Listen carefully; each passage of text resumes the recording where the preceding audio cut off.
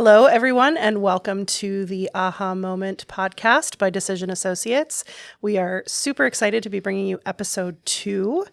And today we're going to be talking a little bit about some topics and key takeaways that came from the SHRM, SHRM. For those of you who are not familiar, it's the Society of Human Resource Management. They put on a talent conference every year. And I've been very happy and lucky to be able to go for the past 4 years. And so today I wanted to just take an opportunity to share a little bit about the key takeaways that I picked up at the conference, and then have my lovely co-host here, Elizabeth Cipolla, sitting to my left, share her expertise and perspective on those key takeaways, just bringing, decades of experience in the human resources field for companies in all different industries and, different levels of human resources. And so I think there's a very valuable perspective that you bring. And so Elizabeth, would you just tell everyone about your role here at DA? Sure. So, hi, everybody. Elizabeth Cipolla here. I'm the practice manager at Decision Associates, and I have about 26 years of experience in human resources. Started out working in more traditional HR roles early in my career back in the 90s, and worked my way up through focusing primarily in HR, HR training, development, and spent the bulk of my career establishing HR functions and really upskilling HR departments within organizations. So That's a little bit about me. Thank you. So I think just to tie, why we're talking about this to the subject of our podcast, the aha moment, really SHRM Talent for me is 3 days worth of aha moments. It's, that initial kind of stunning, oh my gosh, this is really interesting. This is something new. This is something I really haven't thought about before. Yes. And then looking at, this is an opportunity for us to look at ourselves with some really blunt honesty and say, how could we be doing things different, or how could we be doing them better? And then ultimately bringing those takeaways back to the team so we can identify what are those actionable steps that we can take to make sure that we're doing everything that we can to serve our clients as effectively, efficiently as possible. Indeed. And we are so thrilled that you love going to this conference every year. And I just want to encourage anybody else who's listening, who cares about having an environment that attracts and retains the best talent, definitely invite your HR leader, whoever has HR responsibilities, to attend this conference every year, because you do definitely walk away with a lot of aha moments, which leads me to think, I know we talked about it at our last practice meeting 2 weeks ago when you shared the biggest takeaways. There were so many aha moments, ladies and gentlemen. I actually wanted to now live on the air ask Amanda to please revisit some of them for next week's practice meeting. I can do that. So we could spend more time. But lucky you, we get to spend a lot of time now talking about them and sharing them. We sure do.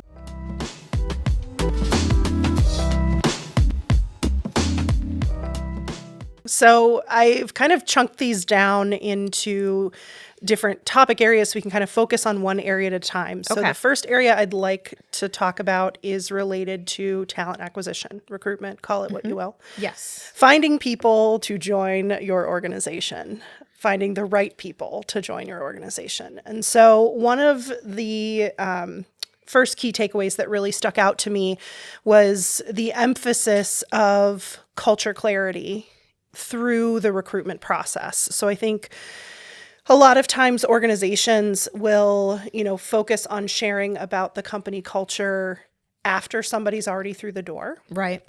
Or, maybe sometimes in the pre-boarding and onboarding process, maybe. Yes.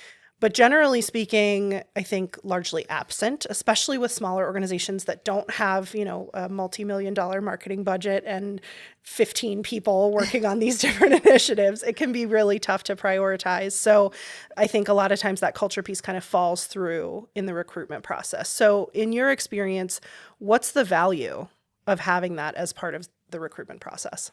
That is a great question, Amanda. And I even want to say, before I answer that, I'll just share an observation. This was an example of an aha moment as a takeaway, because our team, admittedly, we thought we were pretty proud in regards to how much time we spent talking about the culture of our client organizations.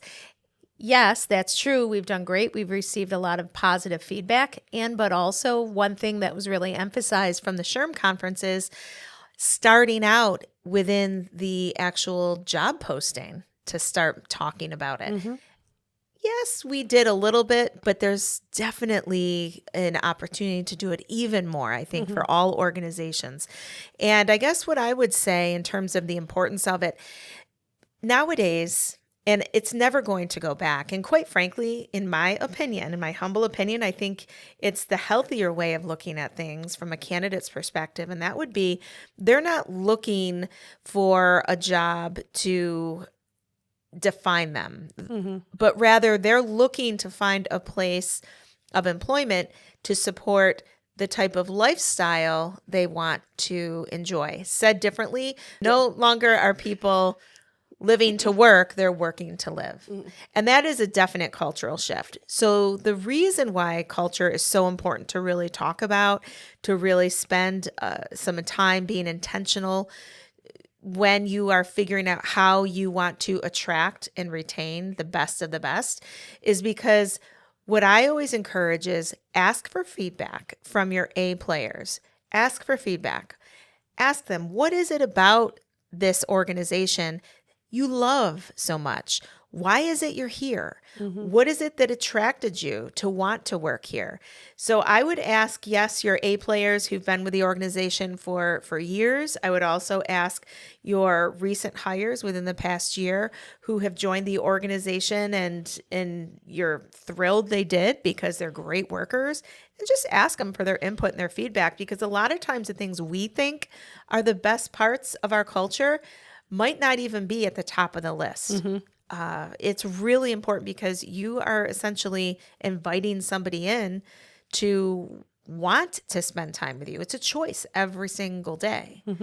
And if you don't have a good culture or a great culture, they'll go somewhere that does. Right.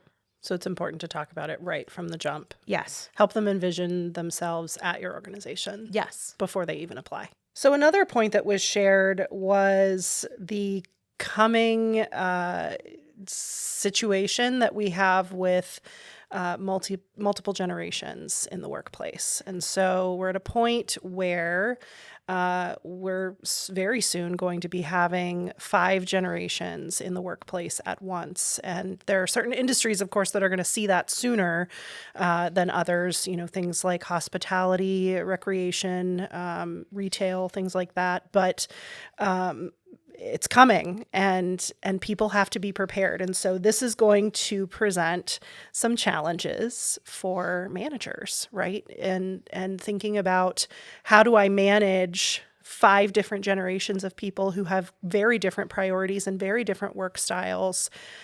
What would be your advice to them? So you and I have talked about this before, and this is a topic I believe very strongly about. And I know that my perspective, I know it does, differs from others. Here's what it boils down to, in my opinion. If you're a leader who cares about getting to know each individual person on an individual basis, the people you lead, this isn't going to be a big deal, because, spoiler alert, Amanda, we've talked about it. There are people who are members of, in fact, the producer of this podcast, Emma. Emma works with us here at Decision Associates. She is a member of the Gen Z. Yep, I had to check. She is a member of Gen Z. For those of you listening, I'm a Gen Xer, and we have a millennial. I'm a millennial, yeah. So we have 3 generations in this room. And does Emma fit the stereotypical profile of Gen Z? Absolutely not. Does Amanda fit, check the boxes for the stereotypical profile of millennials? I would say no. Do I? I'm asking. I don't know what the stereotype. I think Gen X is stereotypically very independent. So in that regard, I say yes. Yes, you do fit true. the bill. The point being, it's truly all about leading your team from the vantage point of getting to know them as an individual contributor on your team. So I've had great success throughout my entire career, not only leading teams, but also coaching people from every different generation, training and developing members of every different generation, as a college instructor for members of every generation. And I can honestly tell you, it's never steered me in the wrong direction by making it a priority to get to know something right from the jump, get to know the preferences of each and every individual I lead, which maybe this might be an appropriate time for you to talk about how we go about that. Yeah, I think generally speaking, just to kind of follow up on that point, lumping people into their generational stereotype is not the right way to go about managing a team. Let's be very blunt about that. And I cringe. I cringe every time I hear about trainers who are giving lectures or working with people to encourage them to keep doing that, because that's the opposite. No, because at the end of the day, we're all human and we all have nuances and differences, and those are shaped by the experiences that we have. Yes. So just sort of lumping somebody in based on, well, you're born between this year and this year, so that means you act this way, is a recipe for disaster. It is. Frankly. It is. And to Elizabeth's point, that's something that we take very seriously on our team, not just with our internal team, but when working with our clients as well. And that's why we use a tool called the Predictive Index. You'll hear us mention it many times throughout this podcast series, I'm sure. And we, really spend time encouraging our clients to develop a deeper understanding of the individuals on their team and their behavioral tendencies in order to better able manage them, put them on teams, allow them to lean into their behavioral strengths when it comes to projects that they're working on. There's just so much you can do with the quote unquote people data that comes from a platform like PI. And so instead of making assumptions about the way somebody's going to behave on a team based on what generation they represent, why not actually find out using a tool like PI and, really doing a deep dive. So another, and this is a hot button issue for me, because I witness friends and family members going through this constantly. And that is, well over 65% of candidates who apply for positions never hear anything back. That infuriates me. And it's probably even higher, right? I mean, we've talked about it internally. It just, this particular study that SHRM shared during the event, during one of the breakout sessions, I'm positive the number's higher than that. But the fact that it's over half at all is mind-blowing. It is. And sad. It's inexcusable. And the $1 million question is probably, how can organizations address this? I'm going to shoot you straight. Here's how you address it. Stop putting people who are ill-equipped and don't have the right experience, proven experience, or behavioral skill set to be responsible for recruitment. Stop. What happens? So many times we see organizations really proud because John Doe is their HR manager. Oh, what's John Doe's experience? Well, John Doe started out as an intern, not knocking interns. Then John Doe went and he was responsible for, product development. He worked in the product development department. But you know what? John's a real people person. So we thought people really like him. Yeah. So we thought he'd be great. Right. To help recruit people to come. We thought he'd be great for human resources. Exactly. Because we hear it all the time. All the time. Oh my gosh. But then they're wondering why are we having a hard time attracting people or keeping people? Because it's not fair to John or to your organization or to the candidates. Because there's, believe it or not, folks, an actual skill set needed, both hard skills as well as behavioral hardwiring that really makes someone good at that. The other reason I'll tell you that this occurs is because sadly, there are organizations still, there are leaders still who don't make it a priority. That's really the reason. Mm-hmm. And that's the reason why the fictitious John Doe example I just gave, that is all too common. Mm-hmm. And I know some of you listening today, you're in that situation. You have a John Doe who's a people person working in your HR function, and you're not really truly making it a strategic priority to really focus on the candidate experience, your employee experience, because those are literally the conduit to the output of your organization. Mm-hmm. Doesn't matter what industry you're in, if you're for-profit, nonprofit. Mm-hmm. It has to be a priority. Yep. And what doesn't get measured doesn't get done. Why are we so good, honestly? And yes, I'm tooting my horn. Why are we so good about getting back to every single candidate We track it. within 24 hours? Mm-hmm. You got it. We We track track it. Not only do we track it internally, but every quarter we stand in front of the whole company and we say, here are KPIs. Here's how responsive we're being. You know what I mean? Here's our time to fill. There are lots of KPIs. But if it's not a priority, if you don't have the right people in the positions to lead those functions and those actions and responsibilities, and if it's not being tracked, measured, and the person responsible for it being held accountable, of course it's not going to happen. Sure. Right? And I understand, there's plenty of organizations that it's a volume thing. They've got hundreds of applicants for one position. And so that's where I think platforms like, having applicant tracking systems that have AI components to them, where that can be really helpful. I think there's a cautionary tale with, auto responses too, because some of those auto responses are pretty much as bad as not sending anything at all. So I would caution you with autoresponders, because they sound cold and robotic and like, okay, well, everybody gets this email saying, thank you for your application. We'll review it in the next 2 weeks. Like that's a response, but it's not a good one. No. And honestly, you said something a couple of minutes ago, Amanda, and you said, well, we understand, especially if it's a lot of volume, it's just tough as part of the process. That's assuming they have a process. Right. I should mention for the listeners, for your perspective to the listeners, that's where I come from. I come from a background of high volume recruiting. Mm-hmm. So I honestly can tell you that you have to develop a process. Yep. You have to really constantly scrutinize your process and lean it out, trim it down, make it as agile as possible, and eliminate any unnecessary steps or redundancies.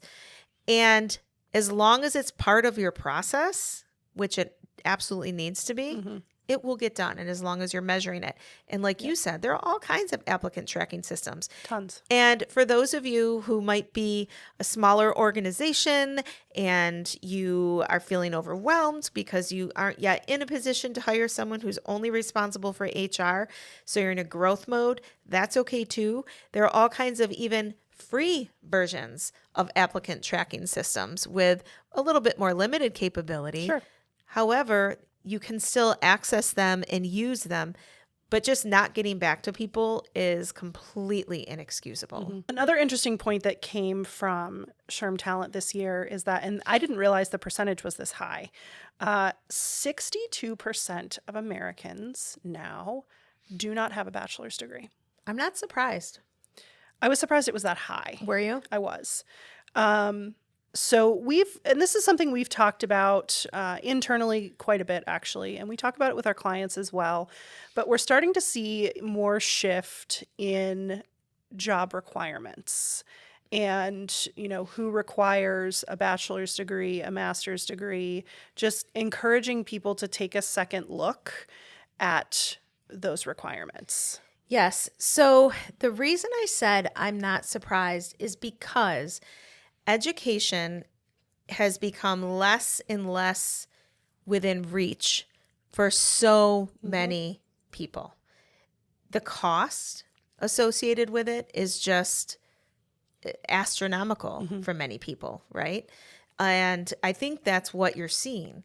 In addition to that, there are things called micro degrees. I don't know if you know what I mean when I say that, but there are more and more organizations who are expanding their threshold of what they're willing to accept by looking at people equally who have a 4-year degree as they would someone who has years of experience.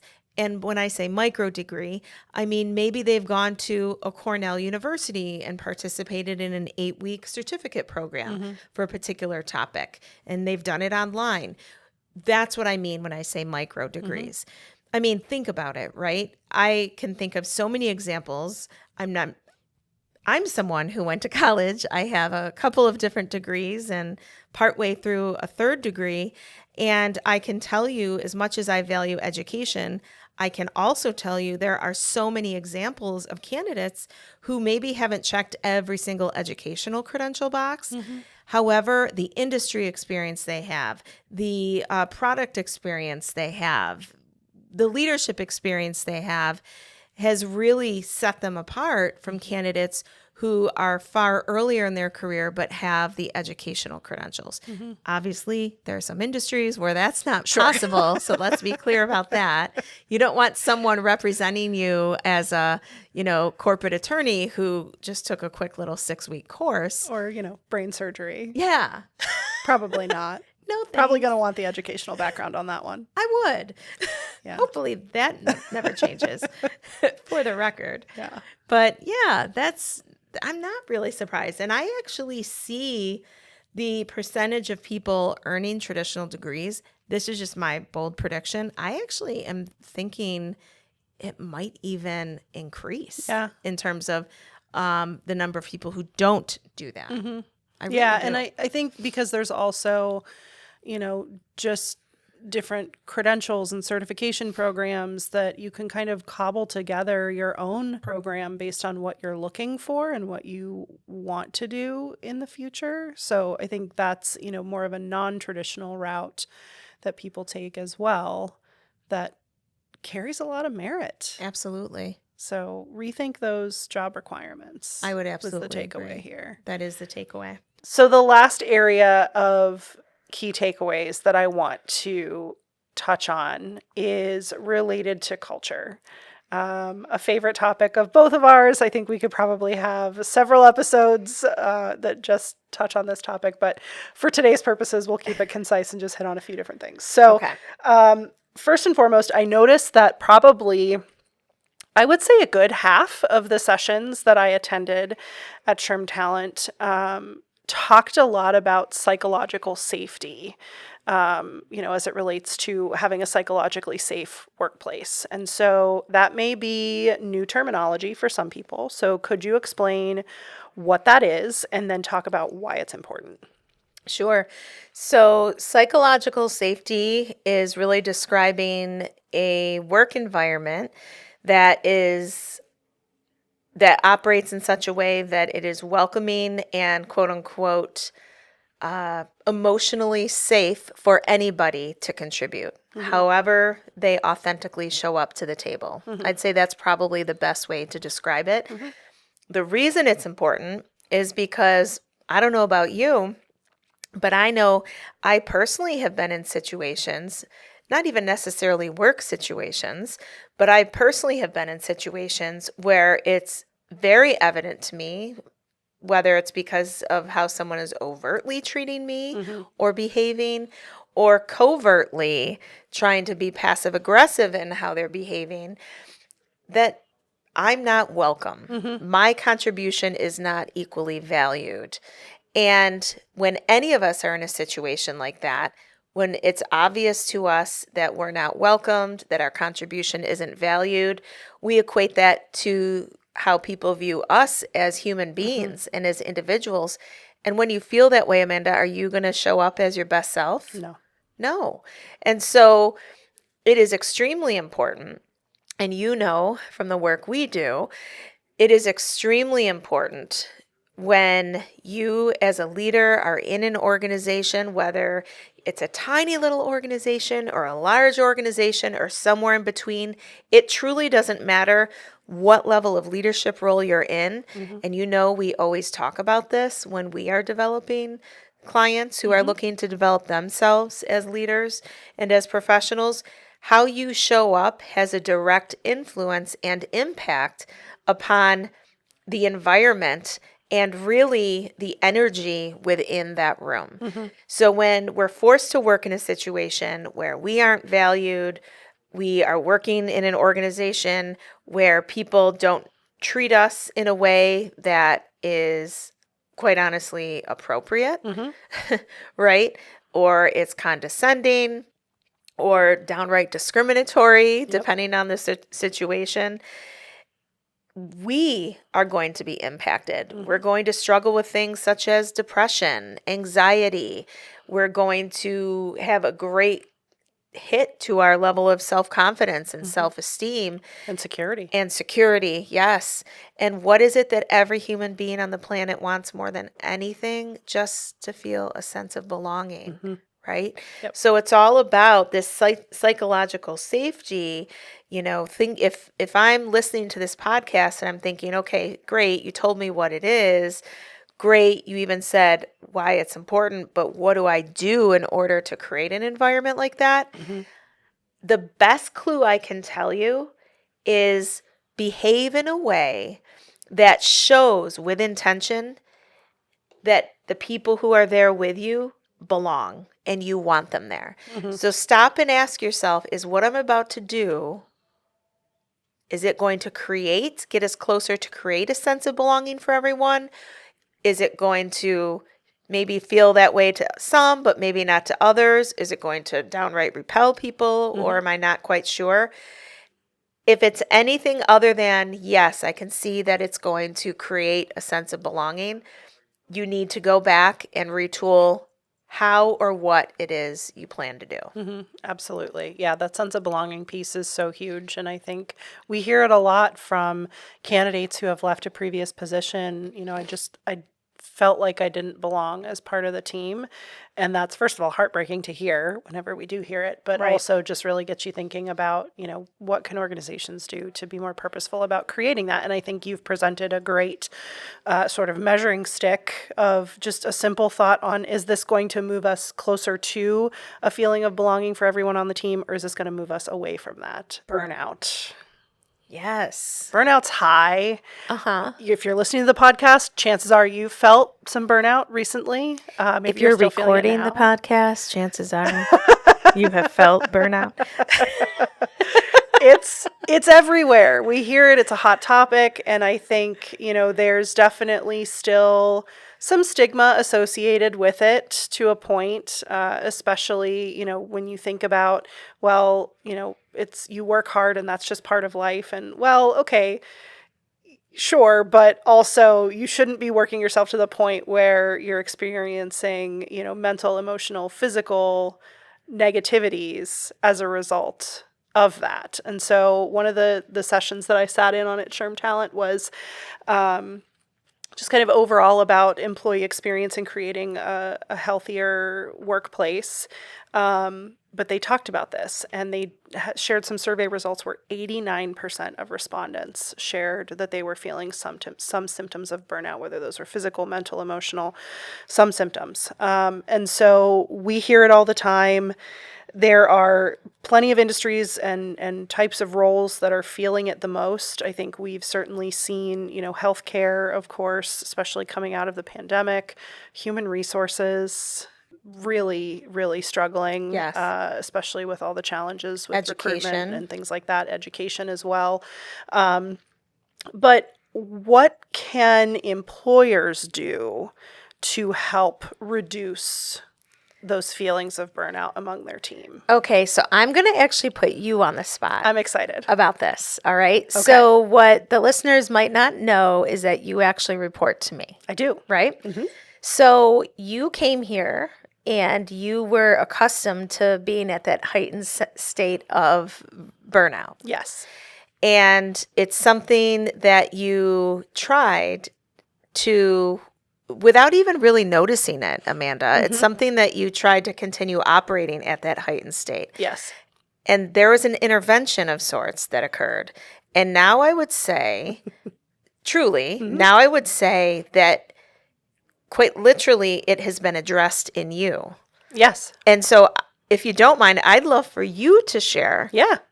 what helped. Absolutely. So I think for me, one of the biggest causes, if you will, of the burnout that I was feeling was a total lack of boundaries. Full disclosure, still a work in progress on that. But I've gotten a lot better, I will say. And so that was one thing that when I started, I think Elizabeth recognized that, and I could maybe even articulate that that was an issue, but I didn't really know how to stop it. And so one thing I would say that really helped me is taking some time to chat with you about the boundaries that either I was trying to set for myself or that maybe I wasn't even aware of that were an option to set for myself. It just never really occurred to me. Having a team member that wasn't sure how to follow a new process that we implemented and asking me to basically do it for them, and then you calling me out and being like, no, you go back and you say, this is how you do it. Right. If you have questions, let me know, but not, stepping over that boundary and doing it for them. So I think having that accountability person, if you will, was really helpful. And that I think goes back to what we talked about earlier when we talked about knowing your team members, getting to know them as humans, not just as the people they are when they're at work. But understanding, this is my behavioral tendency to be very driven and competitive. And so does that make me more apt to kind of step over the line on some of my boundaries? Yeah, probably. So knowing that about me, that better equips you as my manager to have that open and honest conversation about, hey, red flag, you're stepping over this boundary. This is an area where you need to draw a hard line and stick to it. And so having support from you, and I think this is where managers can really step up and support their team members of setting and sticking to boundaries, that needs to happen all the way up to the top of the organization. Okay, thank you for sharing. And I'm also going to play devil's advocate here. Yeah, sure. All right. So if I'm listening to this podcast, I'm thinking, what is Elizabeth, stupid? She had this person who was going to work herself to death, and she actually wanted to discourage her from doing that because that means she'd do more work. Right. Why would you do that, Elizabeth? Mm-hmm. And I'm just curious from your vantage point, how your firsthand vantage point, which, by the way, folks, we didn't prepare any of this. This is totally off the cuff and natural. And I genuinely am curious from your vantage point of why or how, maybe, let's say it that way, how has me not capitalizing upon that blind spot you had, right? How has that actually helped you to be more, if at all, to be more productive? Yeah, I think for us to essentially get more out of you, which was not my primary motive. No, it just was a happy side effect. So I think there's a level of trust and loyalty that was established by you doing that I have not had with previous places that I've worked, where I immediately recognized that you were taking a genuine interest in helping me become better. So that time and attention to helping me recognize those things about myself, calling me out when I'm compromising on a boundary, that developed a level of trust that I know that you're not going to ask me to do things that compromise those boundaries, that put me back in a place where I'm developing things like resentment, anger, frustration. By the way, those are not things you want in your employees. Just in case that wasn't clear. And not from Amanda, because she's a firecracker, in case that's not clear. You won't like her when she's angry. But it's one of those things where when I look back, and hindsight's 20/20, right? But when I look back at where I was in some of my previous positions, and I think about how much resentment I was feeling because I felt like I was doing so much work and nobody was noticing, that sucks. It's not a fun place to be in. And then that impacts my feeling of belonging. That impacts my feeling of value to the overall team. And so I'm looking for my way out. So, you get that maximum productivity from me for a little while, but then I burn out and I disengage and I'm not interested in working hard for you anymore. And I've got one foot out the door already. And knowing you as well as I do, I think on top of that, you're probably a little bit sassy and salty. Yeah, and definitely sassy. I don't want to deal with that. Nobody Amanda. likes that. It's not, I don't like being that way. No. So you created an environment where I feel much more confident in being able to stick to my boundaries, and I know that you're not going to disrespect that. And so I don't feel like I'm being put in a position where I'm having to compromise, where I'm having to, overextend myself. So I'm not developing the resentment. I'm not developing those feelings of like, how quickly can I get out of here? So I know that was a lot of information we shared today, but I think it was all really good. As you can see just by this podcast, this is only part of the key takeaways from SHRM Talent 2025. Incredibly valuable event. Yes. I always walk away with nuggets that I share with our team that we try to implement. So I would definitely encourage looking into attending that in the future, sending your talent team to that event.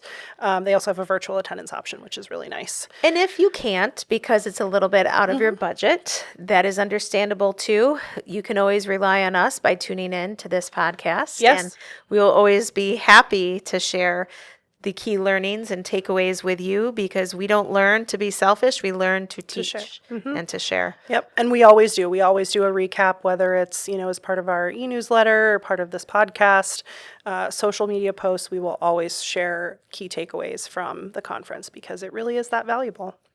Invite us out for coffee and we'll chat your ears off about key takeaways happily. too. Especially Elizabeth if she gets a lot of coffee. Oh, God. Remember the other day? Dear. Yes. Like, I don't know if you can tell. I've just had a lot of coffee. Oh, yes, I can tell. So on that note, thank you for joining us again for episode 2 of the AHA Moment. We're so excited to be embarking on this journey with you and with our team.